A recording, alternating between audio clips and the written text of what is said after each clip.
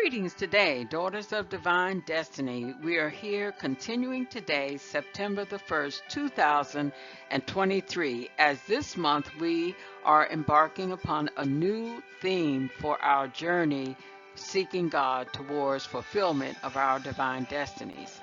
Our theme once again for this month is overcoming defeats that threaten destiny. And our subject for today, September 1, is the accursed thing. The accursed thing. Let us continue. So, daughters of divine destiny, when we are defeated in spiritual battle, there is always a reason. In the story of the Battle of Ai, recorded in the Bible, Israel was soundly defeated. There were 4 reasons for their failure, which are common in the defeats that even we experience. So the next few days of our study, we will meditate on these 4 reasons. I'd like for you in your own time to read Joshua chapter 7 and chapter 8. So the first principle that we will look at today is violating the principles of God. The first thing, that we will look at are the principles, and that is violating the principles of God. Daughters of divine destiny, sin results in defeat. God told Israel not to take of the spoils from the battle of Jericho. They were to be dedicated to the Lord as they were the first fruits of the battle in Canaan. Joshua chapter 6, verses 18 and 19. As we look there, we see, "And ye in any wise keep yourselves from the accursed thing, lest ye make yourselves accursed, when you take of the accursed thing and make the camp of Israel accursed and trouble it. But all the silver and gold and vessels of brass and iron are consecrated unto the Lord.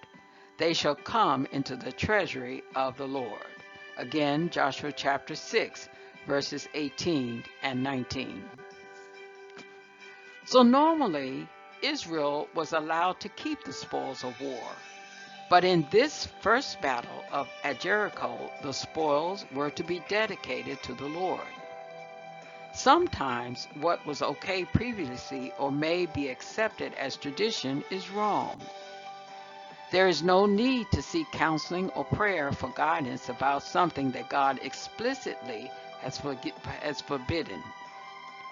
When God says it's wrong, it is wrong. Joshua chapter 7 and verse 1 records how, despite the warning by God, a man named Achan took the accursed thing. Achan's temptation followed the same pattern as that of Eve in Genesis chapter 3. He saw, he desired, and he took what had been forbidden.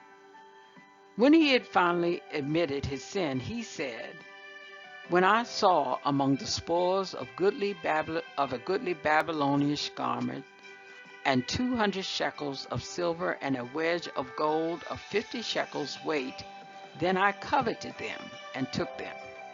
And behold, they are hid in the earth in the midst of my tent, and the silver under it." Joshua chapter 7, verse 21. Daughters of divine destiny, sin always begins in the mind. The attitude of sin precedes the act. Achan thought, "Who will see, or who will know?" He saw only the immediate pleasure these things would bring, and not the terrible long-term effects of his actions. If Achan had looked with eyes of faith instead of eyes of lust, he would have seen that these items were or should have been considered an accursed thing.